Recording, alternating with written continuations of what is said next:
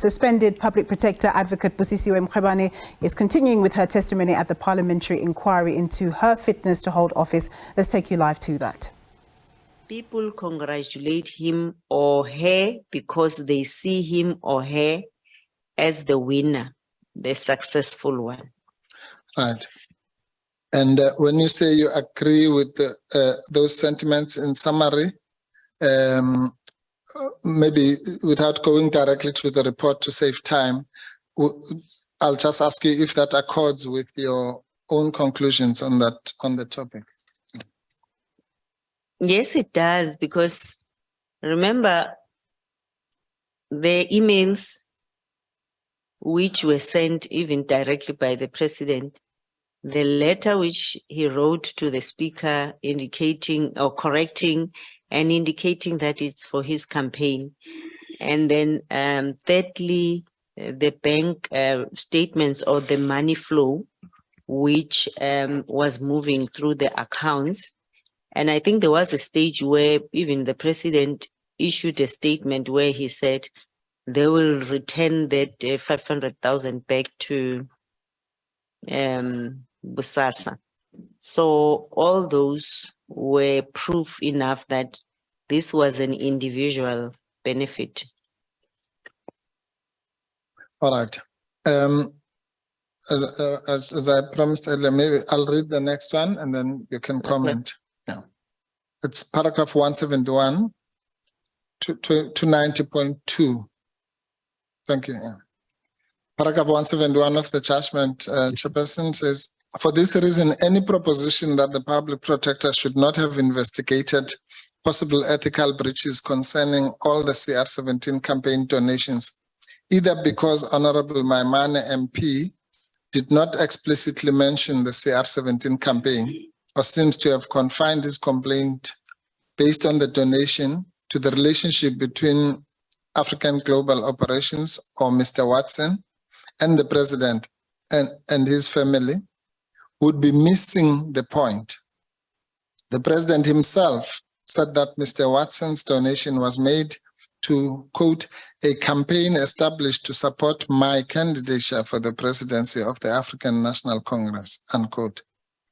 It was his campaign, and it was known as the CR17 campaign. It is such an embodiment of his aspirations that it even bore his initials.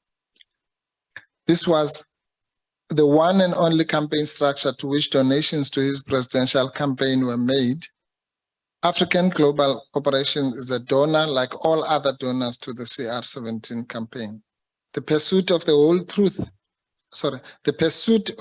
truth alluded to in Mail and Guardian demanded of the public protector, in obedience to the constitutional mandate of her office, to strengthen our democracy, to investigate and satisfy herself on behalf of the public that none of the other CR17 campaign-related donations were on the wrong side of the constitutionally prescribed set of ethical standards.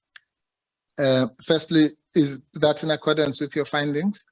Yes, it is in accordance with your findings. My findings. And what Justice Mahong referred to as constitutionally prescribed set of ethical standards, would that then refer to what you said just before lunch, including Section 96 and the Act and the Code?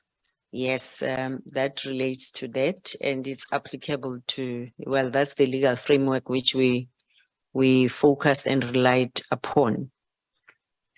Yes. Okay, you can read the next one. The president's duty to disclose was triggered the moment he agreed to establish or became aware of the existence of the CR17 campaign, asked sponsors to support his campaign, and became aware that money was being spent by the CR17 campaign to advance his presidential bid. The emails in the possession of the public protector, which are, by the way, merely additional but not essential material for the purpose of establishing a case against the president, that are not denied, and the briefings to the president about the state and activities of the CR17 campaign make the situation even worse for the president. The contents of any genuine email generated by a specific person should ordinarily be as good as the oral evidence given by that person. As a matter of practice and law, the contents of an email or a document by X and Y may, assuming its authenticity is not disputed, be used to contradict and discredit their own oral evidence and vice versa. This extends to the evidence of the recipient of those emails who might have asserted a contrary view. He or she may be similarly discredited. For this reason, the public protector ought to be understood to be saying that the oral evidence of the president and the CR17 campaign managers regarding the happenings in the campaign with regard to the donors and their donations was effectively belied by their own exchange of emails that revealed that the president knew what they claimed in their oral evidence that he did not know. So I think, yeah. Right. Okay.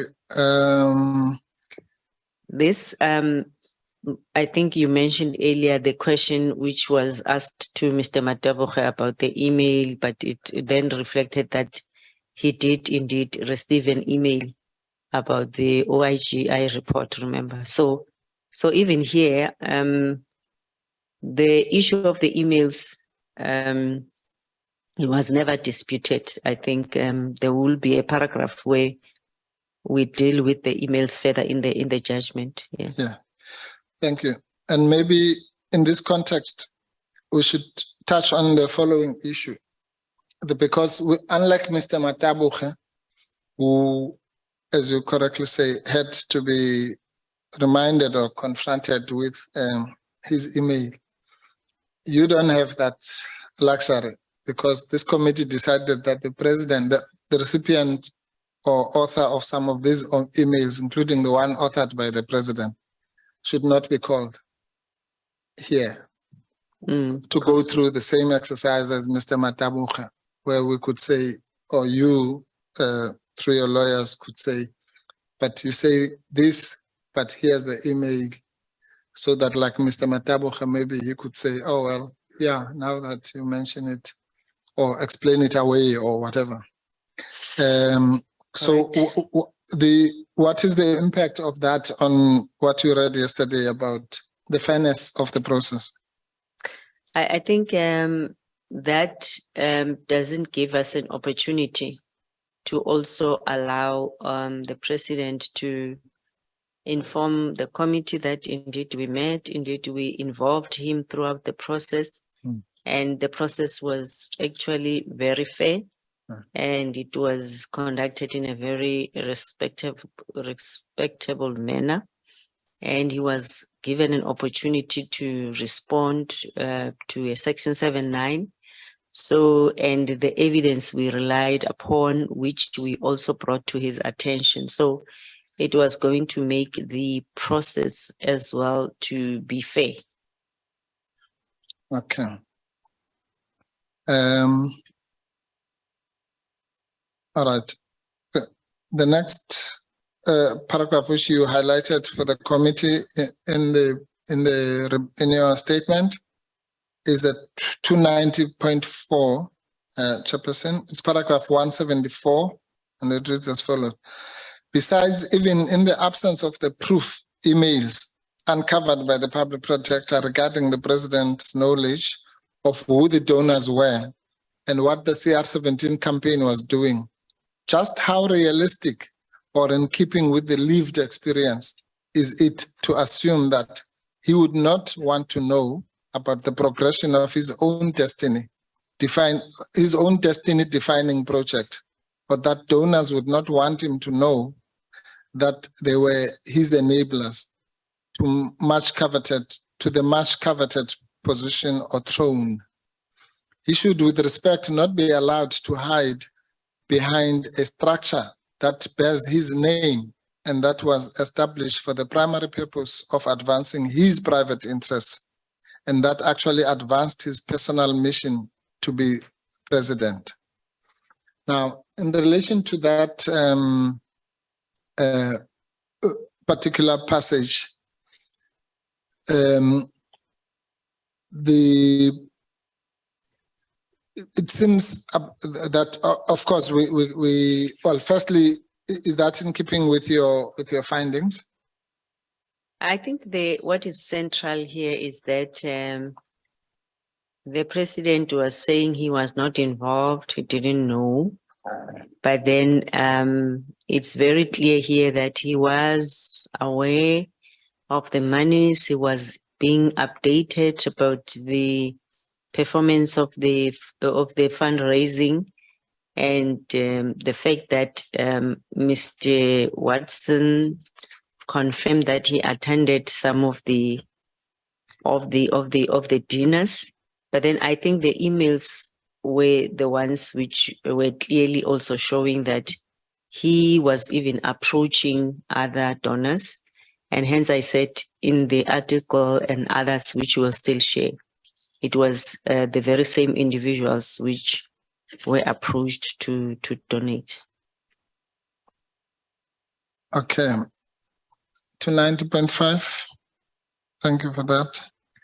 So whichever way you look at it, the president received a disclosable benefit. Disclosable precisely because it has a potentially compromising short and long-term effect.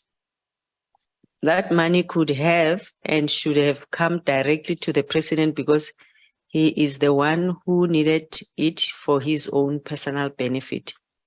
He was required to and should therefore have disclosed it.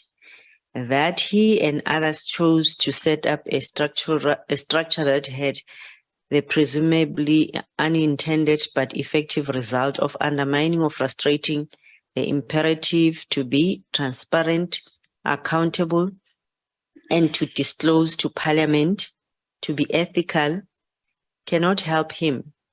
It cannot help the president that he might have chosen not to know who his benefactors were. He knew and should have disclosed that the people or entities he addressed, asking them to fund his desire to become president, heeded his plea or call and gave money to the CR17 campaign, and that CR17. All right, and so we come out of the Public Protector inquiry that continues there. That's a wrap from the On Point team.